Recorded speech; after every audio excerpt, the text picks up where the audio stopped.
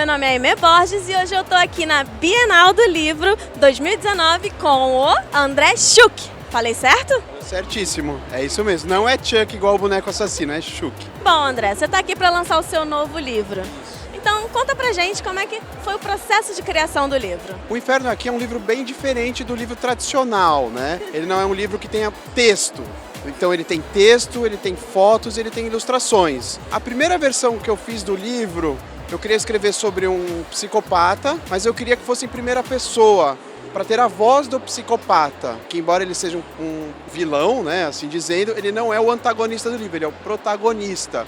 O livro segue com ele. Quando eu falei, bom, eu quero dar voz a um psicopata, então eu estudei um pouco de esquizofrenia, não estou falando de esquizofrenia, são psicopatas, mas um pouco, todas as vertentes que eu pude pesquisar sobre isso. E aí eu escrevi em primeira pessoa o livro, e escrevi à mão. Eu punha as músicas que eu gosto, Rob Zombie, Iron Maiden, Metallica, Ramones, como inspiração no fone de ouvido, bem alto, e escrevi como se fosse um diário mesmo. Já tinha planejado o começo, meio e fim do livro, claro, mas eu escrevia à mão, então o processo começou à mão. Aí eu pensei, bom, mas para publicar obviamente não pode ser uma coisa feita à mão.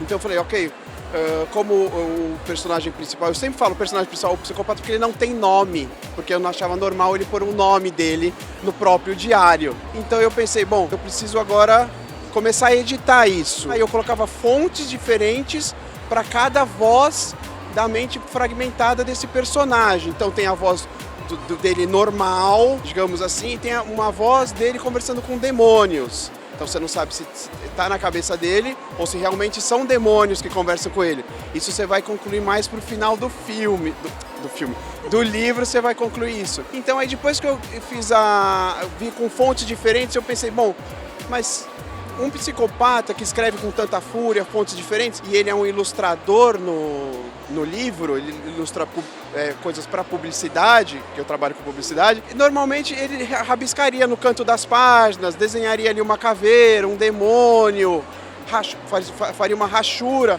Aí eu falei, bom, eu quero ilustrações, como se fossem ilustrações dele. Como eu não desenho absolutamente nada, nem o Homem de Palitinho, eu contratei uma ilustradora, a Suzana Saito, que consegue fazer estilos diferentes de ilustração, que eu não queria que ele tivesse um estilo. Eu queria que o estilo dependesse do humor que ele está na era.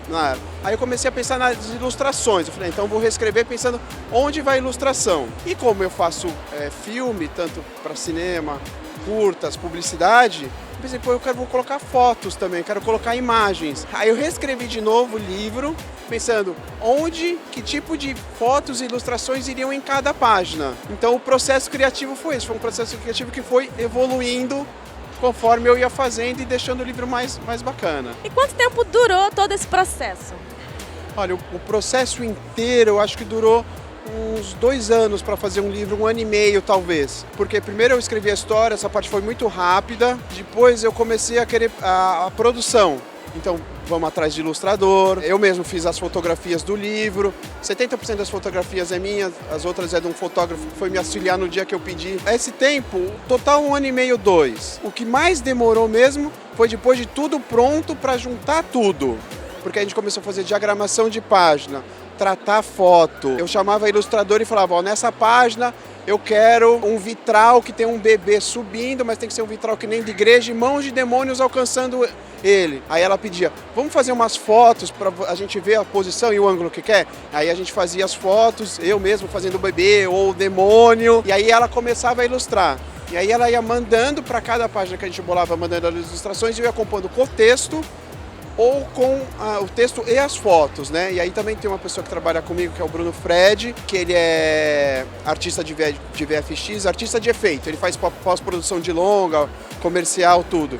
E ele fazia toda a parte do Photoshop. Eu falava, eu quero assim, assim, assim, e ele fazia. Então, a pós-produção do livro, transformar o texto, as fotos e as ilustrações, levou 1 ano para fazer, até a gente chegar num formato. Primeiro tinha muitas páginas, a gente falou, não, muitas páginas vai tornar esse livro muito caro, porque é um livro colorido, vamos diminuir, vamos rediagramar tudo, juntar mais texto, ilustração e foto para ser um livro possível de ser publicado. Quem são suas inspirações, no caso, para esse livro? Olha, minhas grandes inspirações no suspense e terror é o Stephen King, o Dean Koontz, Peter Straub, Essas são as minhas grandes influências literárias.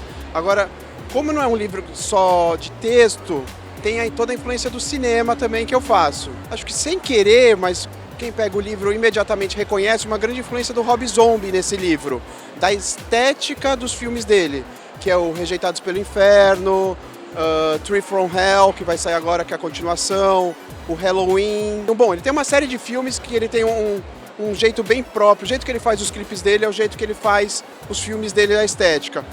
E no final do livro, depois de tudo pronto, eu olhei e falei, putz, parece mesmo uma coisa muito influenciada pelo Rob Zombie. O que eu não acho ruim, eu acho ótimo, porque eu gosto muito das coisas do cara. Até a roupa do personagem, o tipo de boneca que ele usa, vem dessa influência do Rob Zombie. E essa é o tipo de coisa que eu gosto, acho que essa é a influência, né? São os tipos de livros que eu gosto, assim. Um Clive Barker, que tem umas coisas bem pesadas, com bastante sangue. São as coisas que eu gosto. Acho que a influência é um misto de literatura com cinema, que são duas coisas que eu gosto. E tem um pouco de quadrinhos também, porque é um livro ilustrado, né? E aí eu gosto do tipo de história que o Neil Gaiman conta. Aí já começam outras influências que vão embora também, Aproveitando que a gente está falando sobre cinema, e aí, você pretende adaptar o livro para o cinema ou de repente para a TV, alguma coisa do tipo? Pretendo. Na verdade, eu já comecei a fazer o roteiro dele e o livro, não pode se dizer isso do livro, mas ele virando o filme, ele vira uma espécie de road movie, porque ele é uma perseguição da polícia atrás desses dois psicopatas, então acaba virando um road movie. Então eu estou fazendo um roteiro, como eu sou do mercado, alguns amigos pediram, deixa eu ver o livro, tem produtora de streaming interessada, procurando conteúdo, porque tem bastante olhos voltados para o Brasil, então estão procurando conteúdo de pessoas que saibam já fazer o roteiro pensando no orçamento, né? Não adianta você escrever uma história que, nossa, se passa em 20 lugares do mundo, ou é uma história que se passa em 1950 na Paulista. Então eles estão procurando esse tipo de conteúdo, então já estou escrevendo o roteiro e tem alguns amigos que são diretores, já fizeram coisas de streaming, longa, série para TV, já lendo o livro, gostando muito, a gente está conversando para onde a gente pode ir, o que a gente pode fazer. Para finalizar, você é diretor, editor, roteirista de cinema e publicidade. Isso, mais publicidade. E ainda conseguiu escrever um livro. Sim. Como é que você concilia todos esses trabalhos e qual dica que você dá para a galera que está começando e quer fazer um monte de coisa ao mesmo tempo? Olha, eu posso dar duas dicas. Uma é a dica nerd de quadrinhos, que é se o Batman precisa de 8 minutos para dormir, você não precisa muito mais que isso, né? Não, mas falando sério, o tempo para fazer, eu não fico esperando aquela cena romântica que você está num chalé, que está chovendo, que você tem uma xícara da sua bebida preferida e que a ideia vem naturalmente e é tudo muito romântico. Não, eu escrevo de madrugada, eu escrevo quando eu estou de mau humor, eu escrevo quando acho que não vai sair nada de bom, é aquela hora que sai alguma coisa boa. Então a minha dica é, não espere um momento perfeito, que você tem tudo para escrever, ai que momento lindo que eu vou sentar e escrever. Não, vai escrevendo. Uma coisa que eu faço, às vezes eu estou escrevendo, as crianças, eu estou lá no meu escritório em casa, as crianças estão gritando, tem mais amigos em casa, é música, entra toda hora, eu ponho um fone de ouvido. Para esse livro eu ponho a música, né? Rob Zombie, Metallica, Iron Maiden. Mas, por exemplo, para outros livros, livro técnico que eu já escrevi, ensinando a escrever roteiro, livro de suspense tradicional, eu ponho o fone de ouvido e barulho de chuva. Ou uma estática, alguma coisa que corte o outro som, que faça você esquecer o outro som. Mas a principal dica é não espere o momento perfeito. Ele não vai ter um momento perfeito. Um momento perfeito, quando você encontrar o momento perfeito, você vai falar, deixa eu ver aquele vídeo do YouTube. E pronto, aí o momento perfeito se foi. Senta e faz. Para escrever, senta e faz. Para produzir, liga para todo mundo, faz a agenda, faz a planilha, faz o custo, mas tem que fazer.